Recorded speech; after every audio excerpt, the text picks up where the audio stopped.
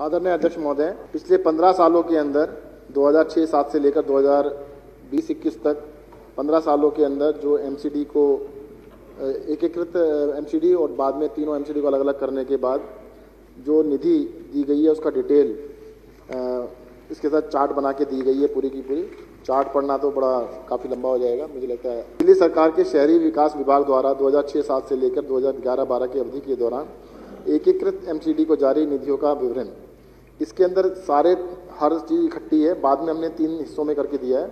2006-07 में 2365 करोड़, 2007-08 में 2410 करोड़, 8-9 में 1960 करोड़, 2009-10 के अंदर 2357 करोड़, 10-11 में 2990 करोड़ और 2011-12 में 3287 करोड़। इसके बाद 2012-13 से लेकर 2020-21 तक इसको 3 मदों में अलग अलग दिखाया गया है। दिल्ली सरकार के शहरी विकास विभाग द्वारा 2012-13 से 2021 की अवधि के दौरान तीनों एमसीडी को जारी की गई निधियों का विवरण। उत्तरी नगर निगम 2012-13 मैं करोड़ में बता रहा हूँ, उसके बाद के पॉइंट्स नहीं बता रहा, मतलब पॉइंट्स तो हम छोड़ रहे हैं।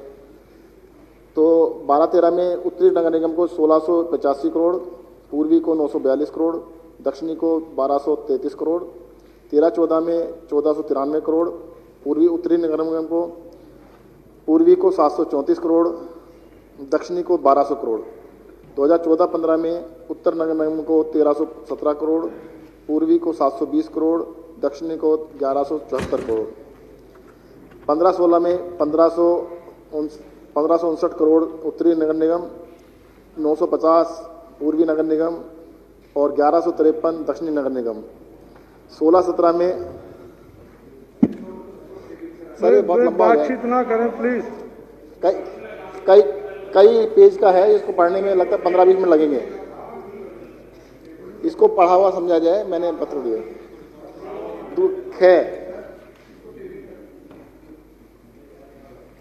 ख का प्रश्न का उत्तर भी टेबल में दिया गया है। उसके बाद ग का भी टेबल बना के उसके अंदर पूरा ऋण जो दिए गए हैं उनका डिटेल दी गई है। और इसके अंदर जो उन्होंने ऋण का पेमेंट किया या जो ऋण के ऊपर जो बैलेंस है वो मैं मोटा मोटा बता देता हूँ। उत्तरी नगर निगम के ऊपर 3669 करोड़ रुपया बकाया है दिल्ली सरकार का, और पूर्वी नगर निगम के ऊपर 2407 करोड़ रुपए बकाया है, और दक्षिणी नगर निगम पर 760 करोड़ रुपए बकाया। तीनों नगर निगम मिलाकर 6837 करोड़ रुपया बकाया है। पहली बात तो धन्यवाद करना चाहता हूं माननीय मंत्री जी का कि उन्होंने आज दिल्ली के लोगों को बताया कि दिल्ली सरकार का उत्तरी दिल्ली सारे नगर निगमों को कुछ देना नहीं है, बल्कि 6000 करोड़ के लगभग 6833 करोड़ रुपया उनसे लेना है। ये आज दिल्ली के लोगों को पता चला। ये इसके लिए बहुत दिल्ली के लोग हमेशा सोचते रहते थे कि क्या बात है, कितना पैसा बाकी है, क्या है, तो लेना है। ये एमसीडी से लेना है दिल्ली सरकार को, जो भी उधारी के रूप में दिल्ली सरकार ने दिया है, और वो लेना है। जी मैं क्वेश्चन पूछो ना अखिलेश जी, आप क्वेश्चन पूछिए। मैं पूछ रहा हूँ सर, मैं पूछ रहा हूँ सर पूछ रहा हूँ, बताना भी जरूरी है। दिल्ली के लोगों को पता चले कि नगर निगम 6000 करोड़ से ज्यादा जो है दिल्ली सरकार का 800 करोड़ रुपया दे नहीं रही है, जो देना है उनको, वो पता लगना चाहिए था। ये प्रश्न का एक जरूरी था। अध्यक्ष जी, क्या ये सत्य है कि बार बार जो निगम ये कहते हैं कि दिल्ली सरकार उधारी है, निगम में बैठी भाजपा, जैसा सोमनाथ जी कह रहे हैं, ये कहती है, जिसके बारे में मैंने वहां के आयुक्त से भी पूछने का कोशिश किया था कि सदन में बताएं कि दिल्ली सरकार कितना देना है, तो आज ये स्पष्ट हो जाए, क्योंकि दिल्ली सरकार को कुछ देना नहीं है बल्कि लेना है। तो मंत्री जी से कह रहा हूं, क्या सत्य है, इस पर प्रकाश डालने। आदरणीय अध्यक्ष महोदय, मैं आपके माध्यम से सदन को बताना चाहता हूं कि दिल्ली नगर निगम का दिल्ली सरकार ने एक भी पैसा बकाया नहीं है। दिल्ली सरकार को मैं दोबारा से रिपीट कर देता हूं, उत्तरी नगर निगम से 3669 करोड़ रुपया लेना है, पूर्वी नगर निगम से 2407 करोड़ रुपया लेना है, और दक्षिणी नगर निगम से 760 करोड़ रुपया लेना है। तीनों का मिलाकर 6,837 करोड़ रुपया दिल्ली सरकार ने लेना है। एक चीज़ और बता देता हूँ, दक्षिणी नगर निगम ने पिछले 2 साल से अपने इस बकाया राशि में से एक पैसा नहीं दिया सरकार को वापस। पूर्वी नगर निगम ने पिछले 4 सालों से 2017-18, 18-19, 19-20 और 20-21 में एक पैसा वापस नहीं किया। और उत्तरी नगर निगम ने पिछले 6 साल से एक भी पैसा वापस नहीं किया है। 2015-16, 16-17, 17-18, 18-19, 19-20 और 20-21 6 साल में एक भी पैसा वापस नहीं किया है। विजेंद्र गुप्ता जी, मैं आपके माध्यम से जानना चाहता हूं, जो आपने बकाया बताया ये कौन कौन से वर्ष का है, और जो एमसीडी का जब ट्राइफर्केशन हुआ था उससे पहले का इसमें से कितना पैसा है? आदरणीय अध्यक्ष महोदय, पेज नंबर 4 और पेज नंबर 5 जो हमने आंसर दिए हैं उसमें 2012-13 से लेकर 2020-21 तक का पूरा हिसाब दिया गया टेबल के अंदर। किस वर्ष में कितना नया लोन दिया गया, कितना उससे वसूली किया गया, कितना बैलेंस लोन बचा, तो पूरा का पूरा चार्ट बना के दिया गया है। अध्यक्ष महोदय, मेरा सवाल है एमसीडी से जो ये पैसा लेना है, इस पैसे को लेने के लिए हमारी तरफ से क्या कोशिश हो रही है, और इसको जल्दी से जल्दी लिया जाए और विधायकों में दिया जाए। दिल्ली का काम हम कर लेंगे, इस एमसीडी से वसूली की जाए, इसके बारे में मंत्री जी बताएं। आदरणीय अध्यक्ष महोदय, जैसा मैंने अभी बताया कि 2 साल से साउथ एमसीडी, 4 साल से ईस्ट एमसीडी और 6 साल से नॉर्थ एमसीडी से एक भी पैसा नहीं लिया जा सका है। उसका सबसे बड़ा कारण ये रहा कि तीनों एमसीडीज हमेशा अपने कर्मचारियों की तनख्वाह देने बंद कर देती है, तो जिसकी वजह से सरकार कहती है कि और थोड़े दिनों बाद ले लेंगे इनसे, तो उसको पेंडिंग किया जा रहा है। और सिर्फ इसी वजह से कि वो कर्मचारियों की तनख्वाहें रोक लेते हैं, इस वजह से उनसे वसूली नहीं कर पाई जा रही है। मंत्री जी ने बताया कि एमसीडी से, तीनों एमसीडी से इतना पैसे की रिकवरी करनी है। सर 3 साल बाद हर रिकवरी टाइम बार हो जाती है अगर एक्नॉलेजमेंट ना हो। अगर 6 साल हो गए तो सरकार के पास क्या स्टेप्स का सरकार लेगी कि उस पैसे की रिकवरी एमसीडी से की जा सके?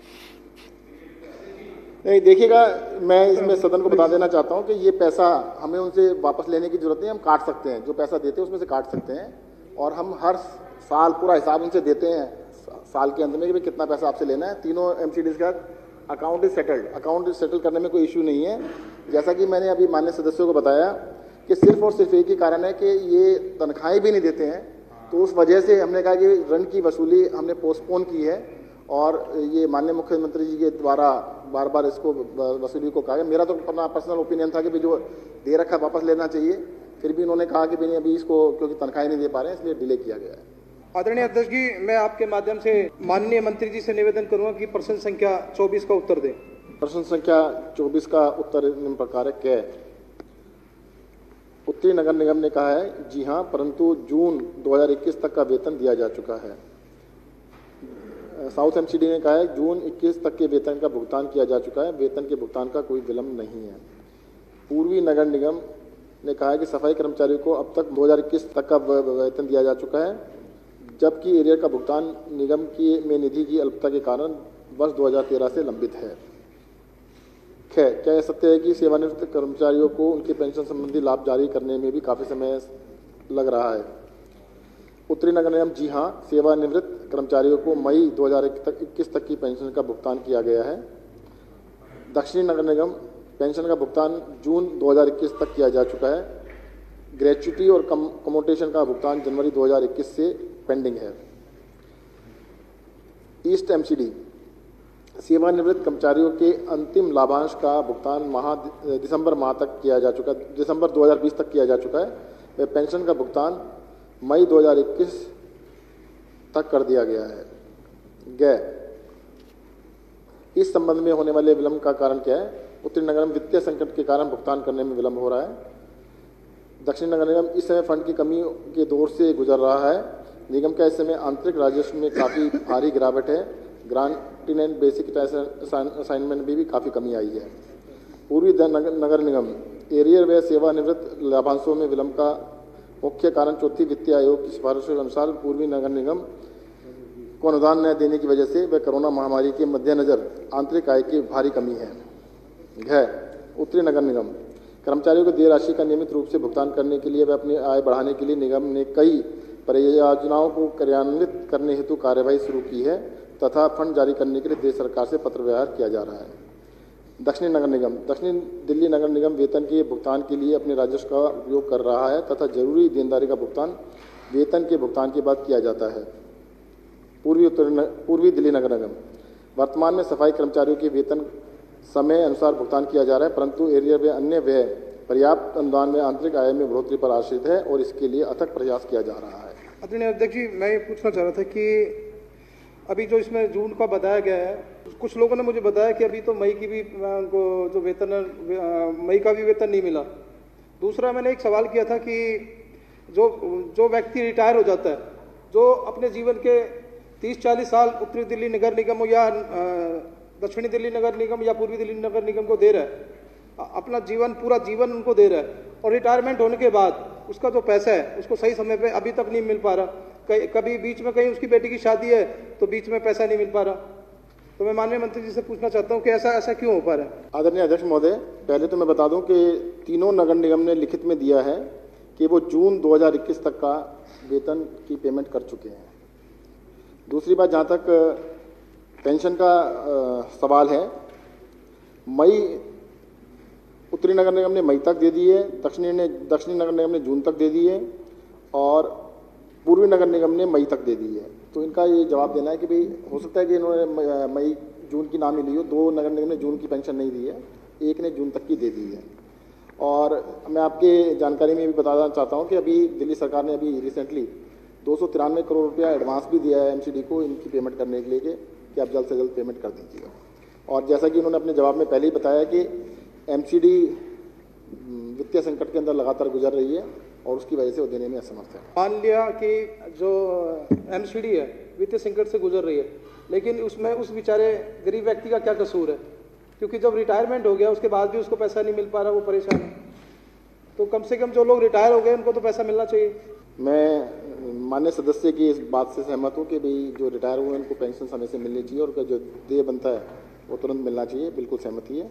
और आज ही अखबारों में पढ़ा है कि उत्तरी नगर निगम पेंशन और सैलरी तो दे नहीं पा रही है, परंतु वो 50 लाख रुपया प्रति काउंसलर को देने जा रही है क्योंकि इलेक्शन आने वाले हैं, तो उसकी वजह से दे रहे हैं। इस तरह का लगता है कि भाई उनकी प्रायोरिटीज़ मुझे लगता है डिफरेंट है, कुछ ऐसा लगता है कि कुछ प्रायोरिटीज़ में इशू है। अध्यक्ष जी, आपके माध्यम से मैं मंत्री जी का ध्यान आकर्षित करना चाहता हूँ एक प्रश्न करके, और ये डॉक्यूमेंट आपने ही दिया है। इसमें लिखा है कि ग्रांट इन एड, ये DCA headquarter commissioner south Delhi municipal corporation ने ये लिखा है। Supplementary information pertaining to question number 24 by Shri Jai Bhagwan. Grants in aid, basic assignment tax and other funds from GNCTD also witnessed a deep cut resulting to further pain to municipal exchequer। तो ये जो deep cut है इसके बारे में वो बताएं। क्या ये बेसिक ग्रांट इन एड में, बेसिक असाइनमेंट टैक्स में और जो अदर फंड्स है उसको GNCTD ने जो काटा है जबरदस्त, ये एमसीडी के लिए बहुत ही। आदरणीय अध्यक्ष महोदय, मैं आपके माध्यम से सदन को बताना चाहता हूँ, बेसिक टैक्स असाइनमेंट जो दिल्ली सरकार का टैक्स कलेक्शन होता है, उस टैक्स कलेक्शन का 8.5% देना होता है। कोरोना की वजह से टैक्स की कलेक्शन ही कम हुई। अगर टैक्स की कलेक्शन कम हुई तो उसी प्रोपोर्शन में जो असाइनमेंट भी प्रोपोर्शनेटली कम हो गया। एग्जाम्पल के लिए मैं बताना चाहूँगा, जैसे कार खरीदने जाते हैं आप, उसके ऊपर 18% GST लगता है। एक 10 लाख की कार है तो उस पर 1,80,000 रुपये लगेगा। अब 4 लाख की कार लोगे तो उस हिसाब से 18% 4 लाख पे लगेगा, क्योंकि दिल्ली सरकार का टैक्स जितना इकट्ठा होगा उसका 8.5% देना है। टैक्स अगर कम इकट्ठा हुआ तो कम मिलेगा, ज़्यादा इकट्ठा हुआ ज़्यादा मिलेगा। अध्यक्ष जी, मेरा मंत्री जी से सवाल है कि जो उन्होंने कहा कि 293 करोड़ रुपए अभी रिलीज़ किए हैं एमसीडी को, तो जिस हेड में वो पैसा रिलीज़ किया गया, क्या उनकी भुगतान उसी पे हो रहा है या उसको चेंज किया जाता है, या उसके लिए कोई जांच कमेटी बनाई गई है कि उसका सैलरी के लिए उत्तरी नगर निगम ने अगर पैसा मांगा कि हमें सैलरी देनी है, उसके लिए पैसा दीजिए, तो वो उसे किसी और हेड में यूज़ तो नहीं कर रहे हैं? मेरा सवाल है। आदरणीय अध्यक्ष महोदय, जो 293 करोड़ पर रिलीज किया गया वो स्पेसिफिकली सैलरीज और पेंशन के लिए दिया गया है और किसी और मद में यूज नहीं किया जा सकता। आदरणीय अध्यक्ष महोदय, शहरी विकास विभाग द्वारा सूचित किया गया है कि मुख्यमंत्री सड़क पुनर्निर्माण योजना के तहत अंधेरे स्थानों पर स्ट्रीट लाइट प्रदान करने के लिए SOP दिनांक 26/9/2019 के अनुसार लगभग 2,10,000 वॉल माउंटेड स्ट्रीट लाइटें पूरी दिल्ली में स्थापित करने की जानी है। शहरी विकास विभाग के SOP की प्रति संलग्न है। बिजली वितरण कंपनियों द्वारा अब तक लगाई गई स्ट्रीट लाइटों का विवरण इस प्रकार है। BRPL प्रस्तावित 70,000, अब तक लगाई स्ट्रीट लाइटें 30,080, BVIPL 70,000 प्रस्तावित और अभी तक 19,113 लगाई गई हैं। TPDDL प्रस्तावित 70,000 और अभी तक 68,121 लगाई गई हैं। शहरी विकास विभाग द्वारा सूचित किया गया है कि अब तक लगभग 45 करोड़ रुपए की राशि दी जा चुकी है। बिजली वितरण कंपनियों ने सूचित किया है कि शहरी विकास विभाग द्वारा बकाया फंड का आवंटित होने पर पश्चात बाकी लाइटें भी लगा दी जाएंगी। बिजली वितरण कंपनियों ने सूचित किया है कि लाइटों की मरम्मत करने की उत्तरदायी एजेंसी इस प्रकार है। BRPL क्षेत्र में मैसर सूर्या रोशनी लिमिटेड, कॉल नंबर उसका दिया गया है। BYPL क्षेत्र में Messrs C&S electricals, call centre का नंबर दिया गया है। और TPDDL क्षेत्र में मैसर्स सूर्या रोशनी लिमिटेड, उसका कॉल नंबर दिया गया है। बिजली वितरण कंपनियों ने सूचित किया है कि सब्सिडी के लिए उपभोक्ता संबंधित बिजली वितरण कंपनी के कस्टमर केयर नंबर पर संपर्क कर सकते हैं अगर कोई दिक्कत आ रही है। अदरवाइज सब्सिडी उसको इमीडिएटली बिल के अंदर लग के आ जाती है। मैं आपके माध्यम से दोबारा से बता देता हूँ, दिल्ली सरकार ने 2,10,000 स्ट्रीट लाइट लगाने का योजना बनाई थी जो घरों की दीवारों पर लग सकती हैं। और वो लाइटें आपके घर के कनेक्शन से, क्योंकि खंबा नहीं लगाना होता और उसके लिए बहुत सारी इंफ्रास्ट्रक्चर की जरूरत नहीं होती, आप ही के घर से लाइट लेके उसको लगा दिया जाता है। सारा खर्चा दिल्ली सरकार देती है और उसका जो बिल के अंदर उसका जो बिल होता है आपके बिल में से उतने यूनिट कम भी कर दिए जाते हैं। पिछले लगभग 1.5 साल से कोरोना की वजह से थोड़ा सा इसकी प्रगति कम रही है। अब तक 1,20,000 के करीब लाइटें लगी हैं और बाकी जो लाइटें हैं 90,000 बची हैं, उनको जल्द से जल्द लगवा दिया जाएगा। अध्यक्ष महोदय, मेरे मंत्री से सप्लीमेंट्री सवाल ये है, जैसा इन्होंने बताया कि TDPL 70,000 लाइट प्रस्तावित था और 68,000 लगा चुकी है। अब हमारे यहाँ बहुत सारे ऐसे डार्क प्लेसेस जब मैं पूछने जाता हूँ, कहता है कि आपके यहाँ का कोटा खत्म हो गया है। तो हमने पूछा कि ये कोटा कैसे डिसाइड होता है, कहा विधानसभा वाइज ये डिसाइड होता है। अब बुराड़ी विधानसभा बहुत बड़ी विधानसभा, 28 कॉलोनी है, खूब डार्क प्लेसेस हैं। अब ऐसे में बहुत सारे लगभग 60% ऐसे एरिया अभी भी डार्क हैं और लाइट नहीं लग पा रहा है। अब GK में लाइट की जरूरत नहीं है, छोटा अमीर विधानसभा है, तो ये विधानसभा वाइज अगर इसकी डिस्ट्रीब्यूशन होगी तो समस्याएं खड़ी हो जाएंगी। तो क्या मंत्री जी इसको डार्क प्लेसेस जहां जितना ज़्यादा है उसके हिसाब से क्या डिस्ट्रीब्यूट नहीं किया जा सकता है? आदरणीय अध्यक्ष महोदय, जब ये स्कीम बनाई गई थी सभी 70 असेंबलीज को 3-3 हज़ार लाइटें इनिशियली एलोकेट की गई थी। मैं माननीय सदस्य का जो सुझाव है उसको नोट कर लेता हूँ और अगर एक्स्ट्रा लगाने की जरूरत है तो मैं चाहूँगा कि कुछ विधायक मुझे लिख के दे दें कि कितने कितने लगाने, तो उसको थोड़ा स्कीम बनाना आसान रहेगी, हम उसको आगे बढ़ाने के लिए विचार किया जाएगा। अभी एक बार मेन तो पूरा हो जाने नहीं, अभी एक सप्लीमेंट्री और अलाउड है, 2 पूछ सकते हैं। ये GK बुराड़ी से कंपन करा, ये अपने आप में अजीब गरीब है। पूछिए संजीव जी। मैं ये जानना चाह रहा था, जब मंत्री जी ने कह ही दिया कि हमारे यहाँ जितने भी मान लीजिए डार्क प्लेसेस हैं उनका मैं पूरी डिटेल और जो डॉक्यूमेंट मैं दे देता हूँ और उसी अकॉर्डिंग मैं मिल जाए अगर, तो वो डार्क प्लेस की जो समस्या मैं कह रहा हूँ समाधान हो जाएगा। मेरा उतना ही सुझाव। तो क्या ये संभव है? बिल्कुल सर, मैं बता दूं, बिल्कुल संभव है। मैं रिक्वेस्ट करूंगा जितने भी विधायकगण हैं, जितनी लाइटें लग गई हैं उसके अलावा जितनी और लगवाना चाहते हैं, आप अंदाजा बता दीजिए भी अगले 1 साल के अंदर हम इतनी लगवाना चाहते हैं, तो उसके हिसाब से स्कीम को चेंज किया जा सकता है, बढ़ाया जा सकता है। धन्यवाद अध्यक्ष जी। मैं आपके माध्यम से मंत्री जी से, हालांकि संजीव जी ने उसमें जोड़ ही दिया है, प्रोपोर्शनेट ऑफ असेंबलीज का मापदंड क्या है, तो उन्होंने बताया 3,000 लाइट हैं, पर हमारे यहाँ तो उसमें अभी 25% 30% लाइट ही लगी हैं।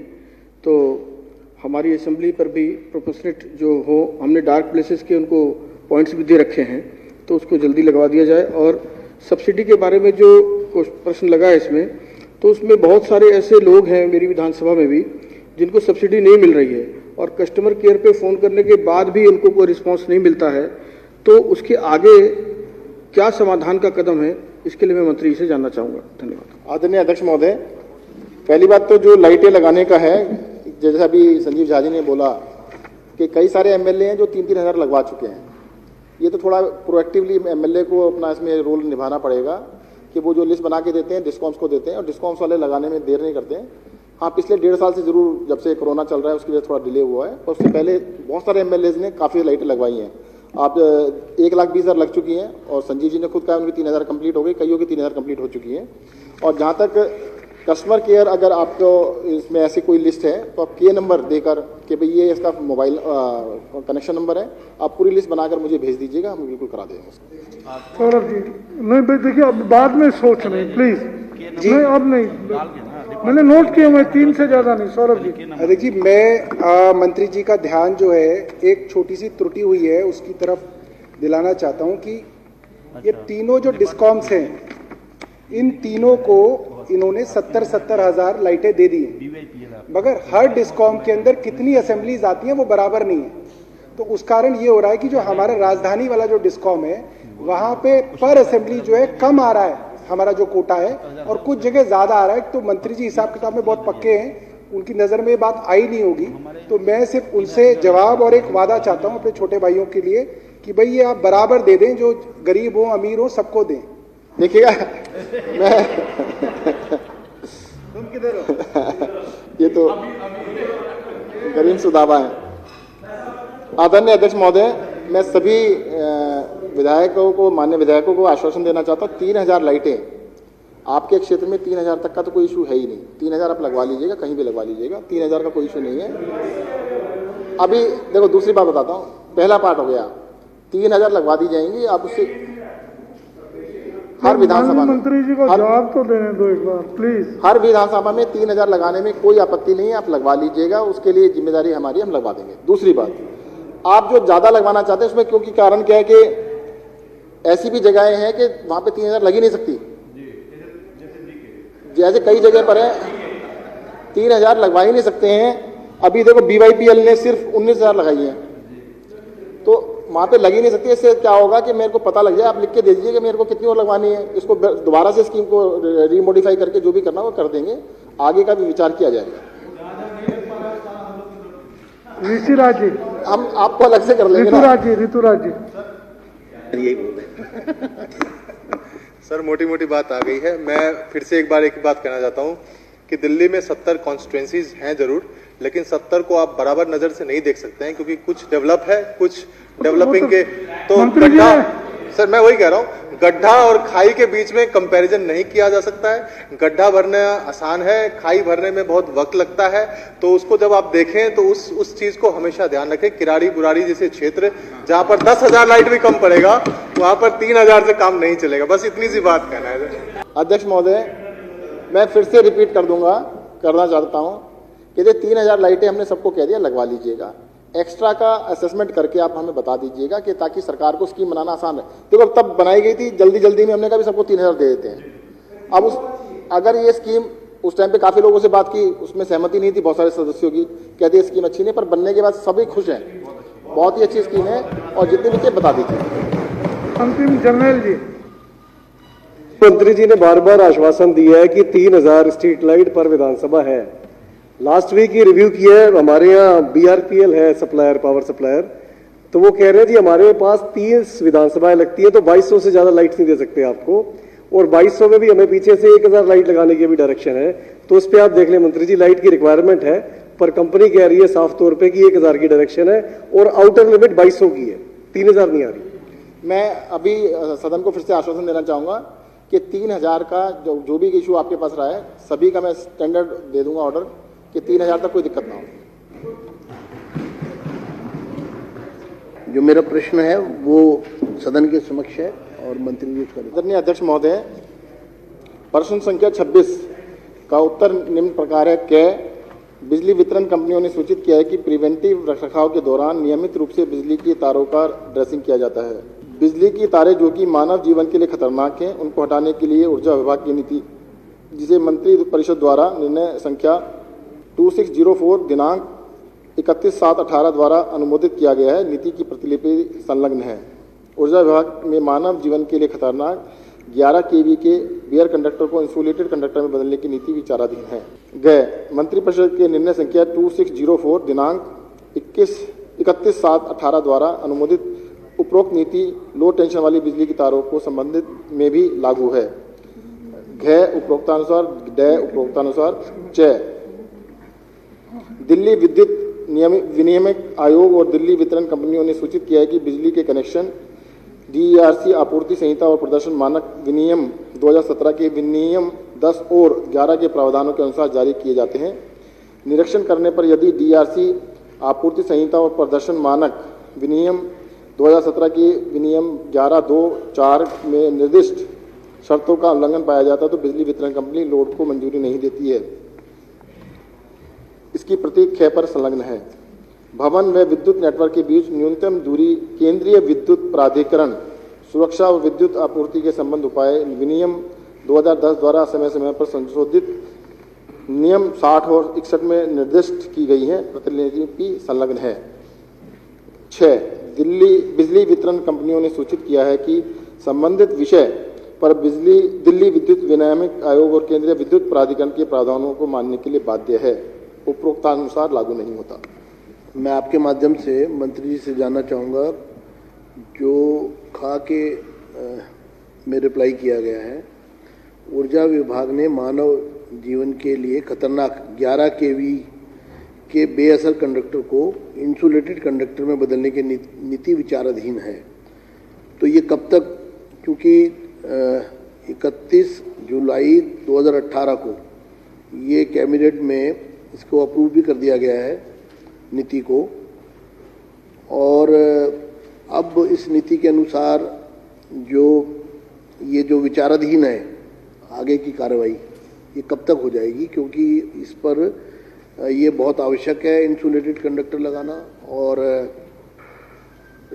जिस तरह से अनधिकृत बस्तियों में और तमाम जगहों पे, मैं एक लाइन में खत्म कर दूँगा, दिल्ली का जिस तरह से विस्तार हुआ है उसमें ये इसको इंसुलेटेड करना बहुत आवश्यक है, और सरकार इस पर कब तक इसको लागू कर देगी पूर्ण रूप से, और विधायक कोष क्या इसके लिए अलग से प्रावधान किया गया है और या किया जाएगा, जिससे कि विधायक अपने विवेक से अपने क्षेत्रों में जहां इस तरह की इमरजेंसी है वो कार्य कर सके।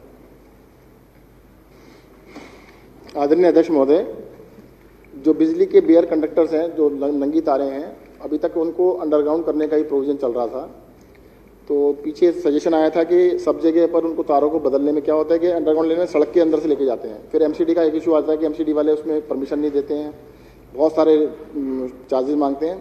तो उनको इंसुलेट करने का प्रोविजन है, जिसको दिल्ली सरकार के विचाराधीन है, और जिसको जल्द से जल्द अप्रॉक्सीमेटली अंदाजा है कि 2 महीने के अंदर उस पर डिसीजन कर लिया जाएगा, ताकि ज़्यादा से ज़्यादा उनको इंसुलेट किया जा सके। और कोई भी MLA अपने MLA फंड से उसको कराई सकता है, उसमें कोई दिक्कत नहीं। अध्यक्ष जी, मैं आपके माध्यम से मंत्री से पूछना चाहता हूं कि जो काम में बताया गया है कि बिजली के तार के साथ में इंटरनेट की तार, एयरटेल वालों की वायर, बहुत सारी वायरों का झुंड बना हुआ है खम्भों के ऊपर, जिसमें आग लगने के कारण हमारी बिजली की तारें जल जाती हैं। जो मेरे यहाँ 2-3 घटना ऐसी हुई हैं जिससे किसी दुकान में भी आग लगी। तो क्या इसको जल्दी से जल्दी हटाने का कोई प्रावधान है? दूसरा प्रश्न ये है कि हमारे यहाँ पर बहुत सी जगह पर ओवरलोडिंग है, वहाँ ट्रांसफार्मर लगाने की जगह नहीं है। क्या सरकार ने कोई ऐसा प्रावधान लाने की तैयारी की है जिसमें एक के ऊपर एक ट्रांसफार्मर डबल लगाया जा सके, ताकि वहाँ पर हम लोग जो ओवरलोडिंग है उसको खत्म कर सकें? धन्यवाद। मैं पहले तो ट्रांसफार्मर के बारे में बताना चाहूँगा कि सभी माननीय विधायक, जैसा कि पिछले 2-3 साल के अंदर बहुत सारे विधायकों ने अपने क्षेत्र में ट्रांसफार्मर्स लगवाने के लिए जगह चिन्हित करने में बहुत ही प्रोएक्टिव रोल निभाया। डिस्कॉम्स के लिए जगह को, क्योंकि बहुत ही मुश्किल है अनऑथराइज्ड कॉलोनी में खास तौर से, तो मैं निवेदन करना चाहूँगा सभी विधायकगण अपने जगह का थोड़ा ध्यान करें। और अभी हमने एक नई प्लान बनाया है जिसमें एक सिंगल पोल, यूनिपोल के ऊपर ट्रांसफार्मर रखा जा सके। तो यूनिपोल के ऊपर ट्रांसफार्मर अगर रखा जाएगा तो अभी बन गया है और वो सफल है जहाँ तक है। तो आप जगह देख के बताइएगा, जगह जगह जितने भी ट्रांसफार्मर है सब लगवा दिए जाएंगे।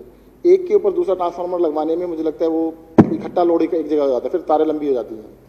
तो बेटर यही होगा कि आप यूनिपोल लगवा के जितने भी जगह ट्रांसफार्मर लगवा सकते हैं वो बेटर रहेगा।